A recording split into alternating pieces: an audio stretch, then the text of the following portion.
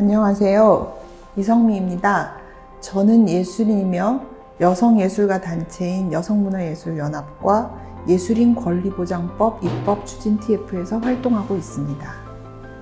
1편에서는 예술인 권리보장법 제정의 의미와 예술인의 범위에 대해서 살펴보았고, 이번 2편에서는 예술인의 권리에 어떤 것이 있는지 알아보겠습니다. 우선 예술인의 권리가 침해되었을 때는 이 법을 통해서 무엇을 할 수 있을까요? 권리가 침해되었을 때는 문화체육관광부에 신고할 수 있습니다.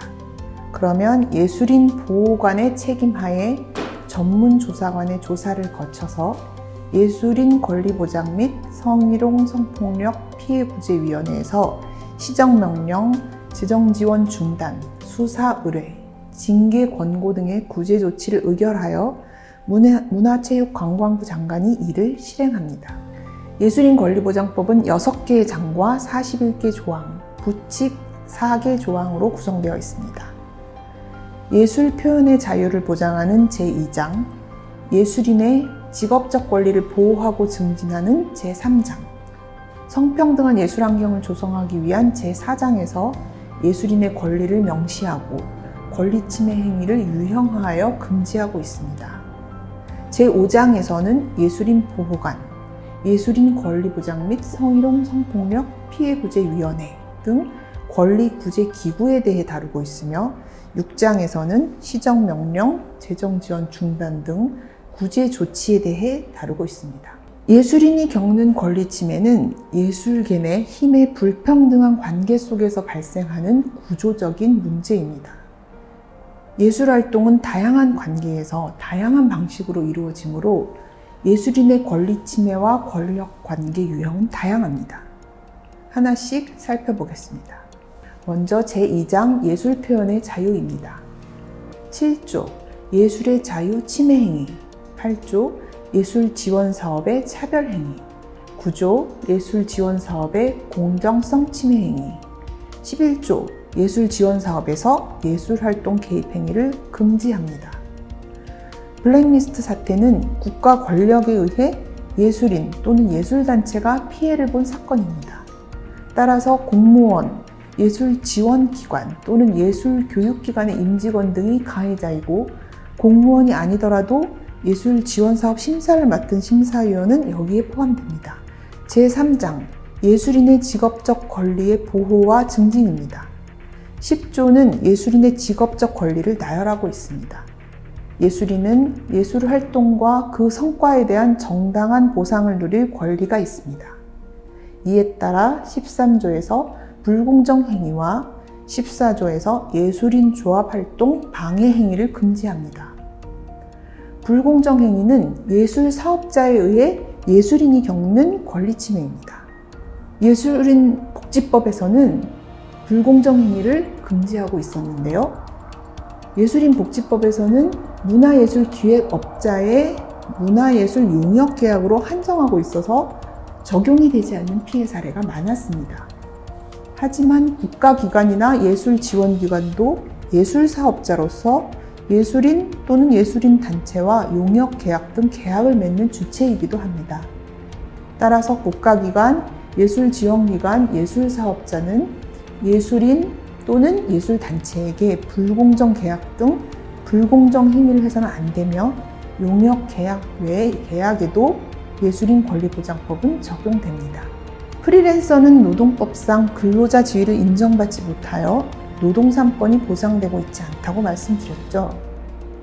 그러다 보니 예술활동을 하고 보수를 받지 못하거나 불공정한 계약을 강요당하거나 계약에 없던 노동을 요구받아도 제도적으로 해결하기가 어려웠습니다.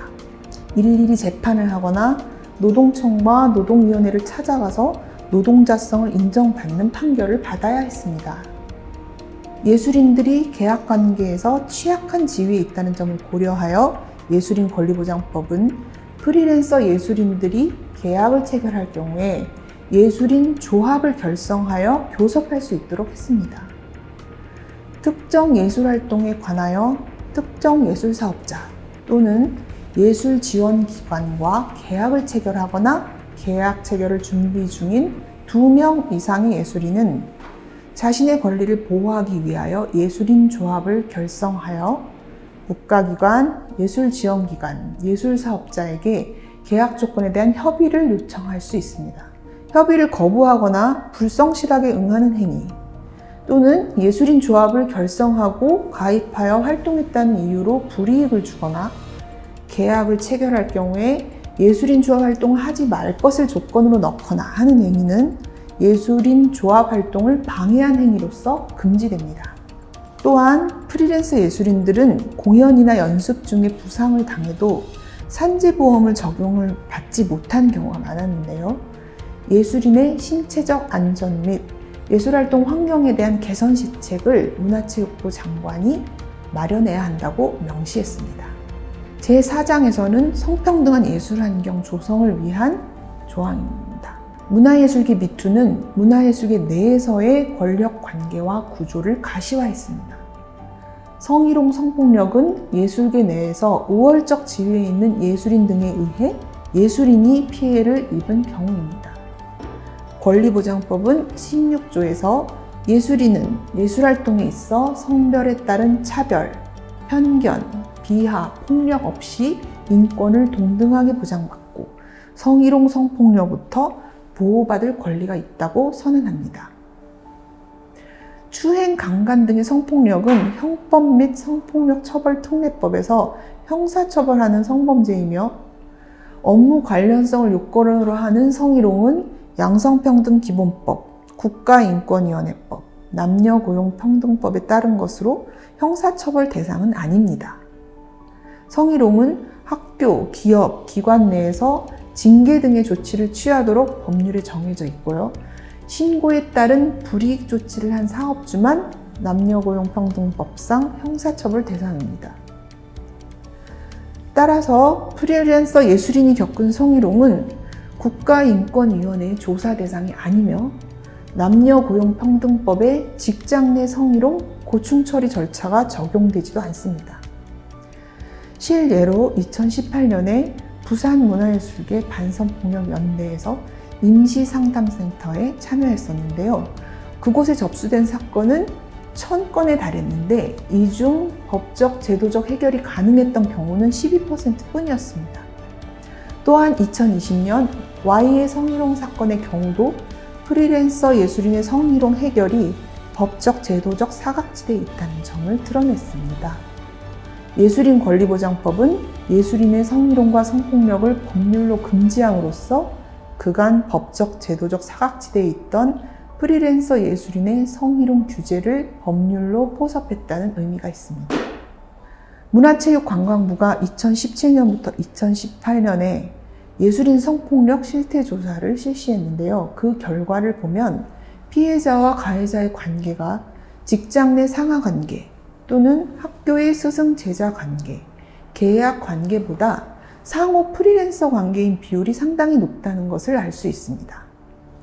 대부분의 문화예술 분야에서 가해자 유형 1순위는 선배예술가입니다. 선배예술가, 동료 및 후배예술가, 기획자, 독자, 저자, 역자 등이 표에 나와 있는데요. 이 관계는 조직 내 관계가 아니라 프리랜서 관계임을 보여줍니다. 예술인 권리보장법에서는 프리랜서를 포함하여 모든 예술인의 성희롱, 성폭력 행위를 금지합니다. 피해자는 예술인인 경우 또는 예술인이 아니더라도 예술 활동이나 교육 활동에 관련된 사람이면 예술인 권리보장법에 따라 신고하여 구제 절차를 밟고 피해 지원을 받을 수 있습니다. 한편 피해자가 예술인인데 가해자가 예술인이 아닌 경우도 있죠. 가해자가 예술인이 아니더라도 예술활동 또는 예술교육활동 관련 업무를 지휘, 감독하는 자, 예술교육기관에서 예술인이 되고자 하는 사람을 교육하거나 교육 관련 업무를 하는 자, 그래서 학교에서 어떤 행정 업무를 하시는 그런 분들이 있을 수 있겠죠. 그 다음에 예술사업자 또는 이에 고용된 자, 예술지원기관에 소속된 자, 어디 재단에 소속돼 있거나 하지만 예술인이 아닌 경우도 있겠죠. 예술활동 관련 계약을 체결하거나 체결하려는 자가 가해자라면 예술인 권리보장법에 따라 신고하여 시정명령, 징계 권고, 재정 지원 중단, 수사 의뢰 등의 조치를 취하도록 요구할 수 있습니다.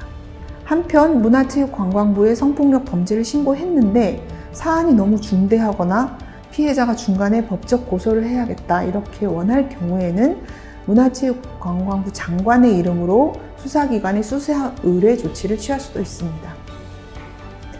또한 국가기관, 지방자치단체, 공공기관 등은 성희롱 성폭력 피해 예술인의 보호와 성폭력 방지 조치를 시행하도록 명시하였습니다.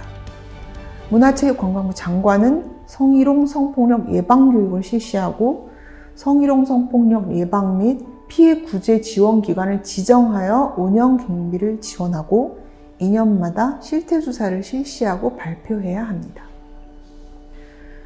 6장은 여러 가지 조치를 다루고 있다고 했는데요. 그 안에 불이익 조치를 금지하는 조항이 있습니다. 예술인 권리보장법에서 금지하는 행위를 지금 앞에서부터 쭉 살펴봤는데요. 이 행위를 한 자는 이 피해를 봤다고 해서 신고를 하거나 또는 보고하고 자료를 제출하고 또 출석해서 진술했다는 이유로 피해자에게 불이익을 주는 행위를 해서는 안 됩니다. 불이익 조치 또한 마찬가지로 문화체육관광부에 신고할 수 있습니다.